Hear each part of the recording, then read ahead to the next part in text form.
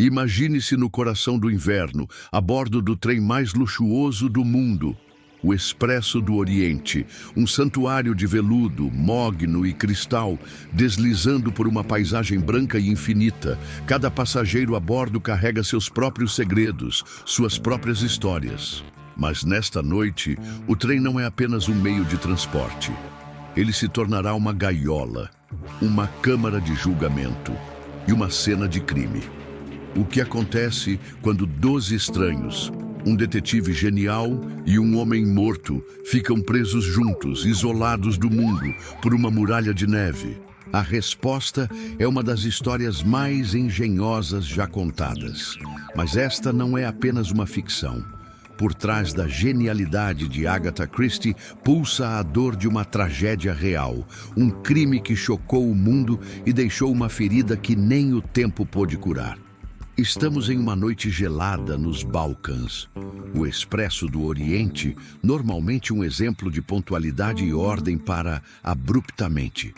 Uma nevasca colossal enterrou os trilhos, prendendo o trem e seus ocupantes em um silêncio branco e profundo. A bordo, o maior detetive do mundo, Hercule Poirot, só desejava uma noite de paz. Mal sabia ele que estava prestes a enfrentar o caso mais desafiador de sua carreira. Na manhã seguinte, um dos passageiros é encontrado morto em sua cabine. Samuel Ratchet, um americano rude e com um ar de perigo, foi esfaqueado 12 vezes. A porta de sua cabine estava trancada por dentro. A janela aberta, mas não há pegadas na neve lá fora. Um assassinato impossível. Poirot se vê diante de um desafio monumental. Um assassino está entre eles e não há para onde fugir. O primeiro passo de Poirot é entender quem era a vítima. E o que ele descobre muda a natureza do crime. Samuel Ratchet era, na verdade, um pseudônimo. Seu nome verdadeiro era Cassette, um nome que ecoava com infâmia. Cassette era o cérebro por trás de um dos crimes mais cruéis da história recente: o sequestro e assassinato da pequena Daisy Armstrong, uma menina de 3 anos. Ele era um monstro, um homem que sequestrou uma criança, extorquiu uma fortuna de sua família desesperada e, mesmo assim, a matou a sangue frio. A tragédia não parou por aí. O choque levou a mãe de Daisy, Sonia Armstrong, a um parto prematuro, no qual tanto ela quanto o bebê morreram. O pai, o coronel Armstrong, consumido pela dor, tirou a própria vida. E uma governanta da família, acusada injustamente, também se suicidou. Cassette, com sua riqueza e conexões, manipulou o sistema. Ele foi julgado, mas escapou da justiça, fugindo do país para viver uma vida de luxo sob uma nova identidade. Até esta noite. A revelação de que a vítima era o odiado Cassette lança uma nova luz sobre o caso. O motivo não era roubo, não era um crime passional comum. Era vingança, justiça. Mas quem, entre os passageiros, teria uma ligação tão profunda com a tragédia da família Armstrong para cometer um assassinato tão brutal? Poirot começa a interrogar os passageiros, um por um. E o que ele encontra é uma teia de mentiras e contradições. Há a princesa russa idosa e autoritária, Dragomirov, o rígido coronel inglês, Arbuthnot, a governanta quieta e assustada, Mary Debenham, o vendedor de carros italiano, Antonio Foscarelli, a missionária sueca, Greta Olsson, o criado inglês, Masterman, o condutor do vagão, Pierre Michel. Cada um com seu álibi, cada um parecendo mais inocente que o outro. As pistas físicas encontradas na cabine de Cassette só aumentam a confusão. Um limpador de cachimbo no chão sugerindo um homem. Um lenço de luxo com o monograma H apontando para uma mulher. Um relógio de bolso quebrado marcando a hora da morte, ou talvez não. E o mais intrigante de tudo, um fragmento de uma carta queimada. Com uma paciência meticulosa, Poirot consegue decifrar as palavras quase destruídas pelo fogo. E o que ele lê o arrepia. As palavras são: lembre-se da pequena Daisy Armstrong. A conexão estava confirmada. Este não era um ato aleatório de violência. Era uma execução planejada. Mas as evidências eram um caos. O limpador de cachimbo pertencia ao coronel Arbuthnot, mas ele jurava que não saíra de sua cabine. O lenço com a letra H poderia pertencer à senhora Hubbard, uma americana falante, mas ela afirmava que um homem invadiu sua cabine durante a noite. O número de facadas, 12, era estranho. Algumas eram profundas e violentas, outras meros arranhões. Algumas pareciam ter sido feitas por um homem forte, outras por uma mão mais fraca. Algumas por um destro, outras por um canhoto. Era como se o assassino mudasse de identidade a cada golpe. Poirot olhou para os rostos ao seu redor no vagão-restaurante. A princesa, o coronel, a governanta, o motorista, a missionária. Pessoas comuns, de mundos diferentes, unidas pelo acaso em um trem parado na neve. Ou talvez, não pelo acaso. A cada entrevista, a cada álibi verificado, Poirot sentia que estava perdendo algo fundamental.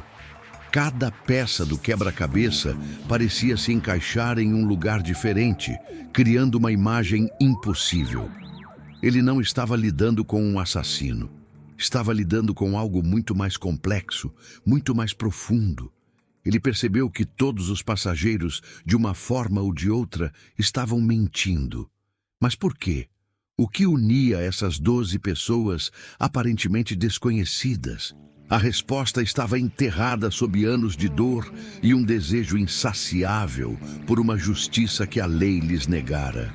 O trem não estava cheio de estranhos. Era uma reunião. E Poirot, o grande detetive, era o único que não havia sido convidado. Narrador. Hercule Poirot estava no centro de um furacão silencioso. Preso no Expresso do Oriente, ele sabia que a vítima, o infame Cassette, havia sido o arquiteto da destruição da família Armstrong. E sabia que o assassino estava entre os passageiros. Mas as pistas contraditórias e os álibis quebrados pintavam um quadro impossível. Cada porta que ele abria revelava apenas mais corredores. Ele precisava de uma chave, um único fato que pudesse alinhar toda a verdade.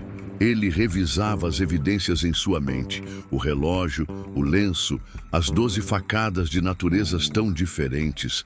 Tudo parecia um beco sem saída. Mas havia um detalhe que mudava tudo. A própria impossibilidade do crime. A multiplicidade de pistas não era para confundir. Era uma mensagem.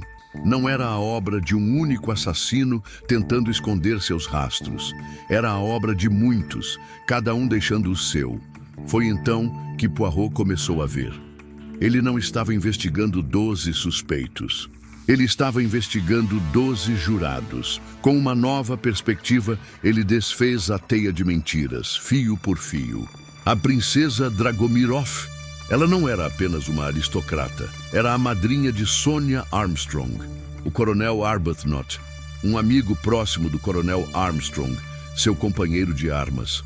Hector McQueen, o secretário de Ratchet. Seu pai fora o promotor do caso Armstrong, cuja carreira foi arruinada pela absolvição de Cassette. A governanta, Mary Debenham, havia sido a governanta da própria família Armstrong. O motorista italiano, Foscarelli, era o antigo chofer da família. O condutor do vagão, Pierre Michel, era o pai da jovem governanta que se suicidou após ser falsamente acusada. Um por um, a verdade veio à tona. Cada passageiro naquele vagão tinha uma conexão direta e dolorosa com a tragédia. A cozinheira, a babá, a enfermeira, o valete, todos eles.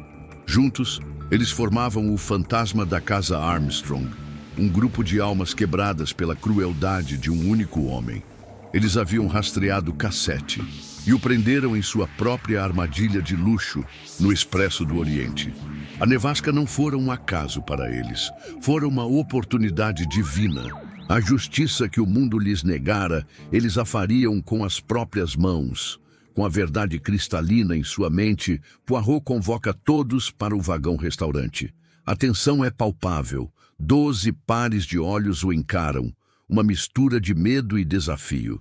E então, o maior detetive do mundo faz algo que nunca havia feito antes. Ele apresenta duas soluções para o crime. A primeira teoria era simples e limpa. Um assassino desconhecido, um inimigo de Ratchet, embarcou no trem em uma parada anterior. Cometeu o crime e desembarcou desaparecendo na tempestade de neve. Uma teoria que explicava algumas das evidências, mas deixava pontas soltas que apenas um investigador menos atento aceitaria. Era uma teoria para a polícia. Uma mentira conveniente. Então, Poirot apresentou a segunda teoria, a verdade.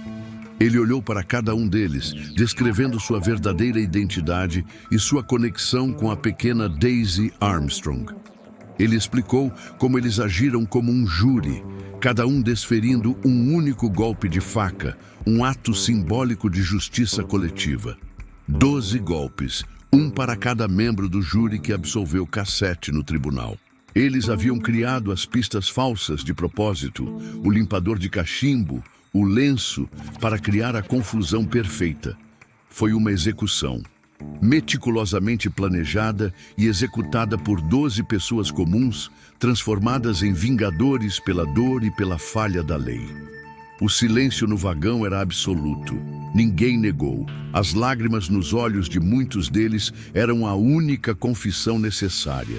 Eles haviam feito justiça. Uma justiça bárbara, talvez, mas uma justiça que sentiam ser merecida. Agora, o destino deles estava nas mãos de um homem, Hercule Poirot.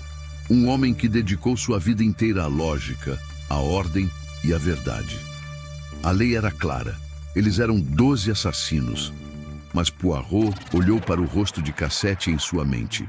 O rosto de um homem que destruiu tantas vidas e nunca pagou por isso. E olhou para os rostos à sua frente, pessoas cuja dor era tão profunda que os levou a um ato extremo. O que era a verdadeira justiça naquele momento? A fria letra da lei ou o equilíbrio de uma balança moral? Em um ato extraordinário de empatia, Hercule Poirot toma sua decisão. Ele declara que a primeira teoria, a do assassino solitário que escapou, é a solução correta. Ele se vira para as autoridades iugoslavas que chegavam e apresenta a mentira como verdade. Ele escolhe proteger os 12. Ele escolhe a misericórdia em vez da lei. O caso do assassinato no Expresso do Oriente foi encerrado, mas a questão que ele levanta permanece conosco até hoje.